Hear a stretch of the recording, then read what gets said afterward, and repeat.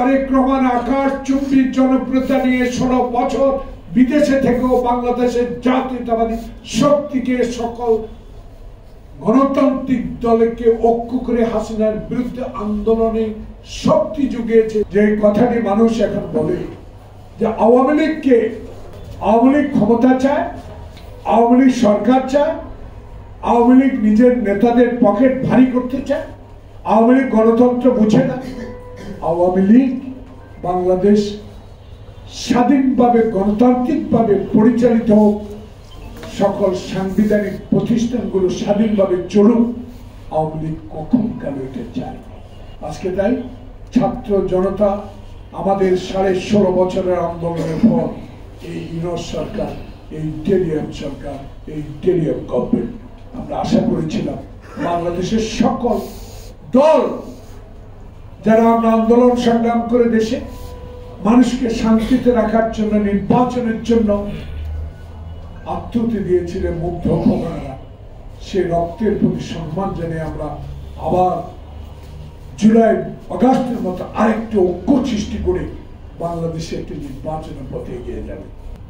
আজকে ঐক্যকে পাঠন ধরাচ্ছে একটি গোষ্ঠী, এই ঐক্যের প্রতি অসম্মান জানাচ্ছে নতুন জন্মানো কয়েকটি রাজনৈতিক সংগঠন। আমি একজন রাজনৈতিক কর্মী, আমি মুক্তিযুদ্ধে অংশগ্রহণকারী একজন কর্মী। আমার মুখে বড় ব্যথা, বড় কষ্ট। গতকালকে নতুন দলের আহ্বায়ক, আমি সম্মান করি, স্নেহ করি, একটা দল সৃষ্টি করেছেন, আপনাদের সমর্থন আছে, দেশের মানুষের কাছে যাবেন, বাংলাদেশে আগামী ক্ষমতা যাওয়ার চেষ্টা করবেন, সরকার গঠন করার চেষ্টা করবেন, তৃণমূলের সংগঠন করবেন। আপনাদের অবদান আমি কখন কালো অস্বীকার করি না, কিন্তু আপনারা দল গঠন করার পর কালকে যেই কথাটা বললেন, মুজিব বাদার চাঁদাবাজদের পাহারা দেওয়ার দল বিএনপি, এবং তার 2 দিন আগে যেই দলের নেতা নিজে কানে ধরে তওবা করেছিলেন আওয়ামী লীগ আমলে কোন নির্বাচনে যাবে, যার হাত ভেঙে দিয়েছিল,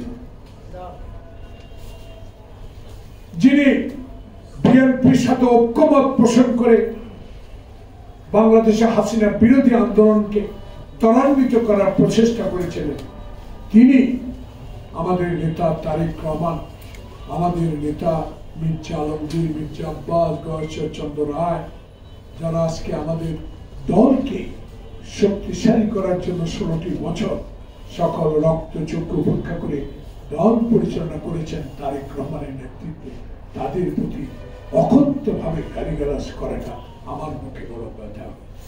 কোন রাজনৈতিক দলের নেতা যারা ক্ষমতায় যেতে চায়, সরকার গঠন করতে চায়, তাদের মুখে অশোভন উক্তি বাংলাদেশের মানুষ খুবই কষ্ট পেয়েছে। আমি রাজনৈতিক কর্মী হিসেবে কষ্ট পেতেই পারি, কিন্তু আমার দলকে নিয়ে কথা বলেছে, আমার দলের নেতাকে নিয়ে কথা বলেছে, যে দলের নেতা তারেক রহমান আকাশচুম্বী জনপ্রিয়তা নিয়ে 16 বছর বিদেশে থেকেও বাংলাদেশের জাতীয়তাবাদী শক্তিকে সকল গণতান্ত্রিক দলকে ঐক্য করে হাসিনার বিরুদ্ধে আন্দোলনে শক্তি জুগিয়েছে, তার বিরুদ্ধে অশোভন উক্তি বাংলাদেশের মানুষ কষ্ট পেয়েছে বিধে আজকের এই সংবাদ ফোরাম এবং সারা বাংলাদেশে যে অগ্নি পরীক্ষা আমাদের সামনে আসছে, আমরা তার বিরোধিতা করে যাচ্ছি, আমরা সমালোচনা করে যাচ্ছি, প্রতিবাদ করে যাচ্ছি। অনুগ্রহ করে অনুরোধ করব, যারা এসব অসভ্য ভাষা, অরাজনৈতিক ভাষায় একটা বৃহত্তম রাজনৈতিক দলের নেতাকে নিয়ে প্রশ্ন করেছেন, কথা বলেছেন, নিজেরা ক্ষমা চেয়ে প্রত্যাহার করে। মাত্র শুরু হয়েছে।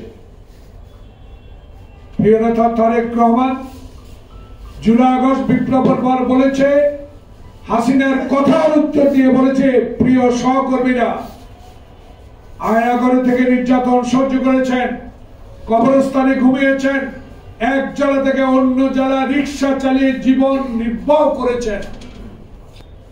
আপনাদের কাছে আমার অনুরোধ থাকবে, একটি সুষ্ঠু নির্বাচনের জন্য দেশের সাংবিধানিক প্রতিষ্ঠানগুলো যারা ধ্বংস করেছে তাকে পুনর্বহাল করার জন্য বাংলাদেশে একটি নির্বাচনের প্রয়োজন। সেই নির্বাচনের জন্য সকলের গ্রহণযোগ্য ব্যক্তিকে আমরা এই আসনে বসিয়েছি। সেই আসনটির সম্মান আমরা রক্ষা করতে হবে। সে আসনে বসা সকলকে আমরা সহযোগিতা করতে হবে।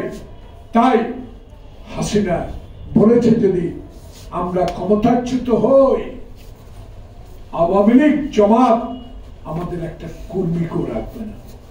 প্রিয় সাংবাদিক বন্ধুগণ, প্রিয় জাতীয়তাবাদী শক্তির এখানে যারা উপস্থিত, মুখে হাত দিয়ে বলেন, দু একটা প্রমাণ দেন যে তারেক রহমানের নির্দেশ অমান্য করে আইন নিজের হাতে তুলে কোন আওয়ামী লীগের গায়ে আমরা হাত তুলেছি।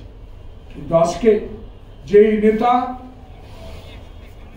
যার অপরিসীম সাহস, জিয়াউর রহমানের সন্তান হিসাবে সে বাংলাদেশে হাসিনার মতো ভোটে সরকার গঠন করতে চায়, হাসিনার মতো অবৈধ পথে ক্ষমতা আসতে চায়, হাসিনার মতো আওয়ামী লীগের মতো দল বিএনপিকে বানাতে চায়।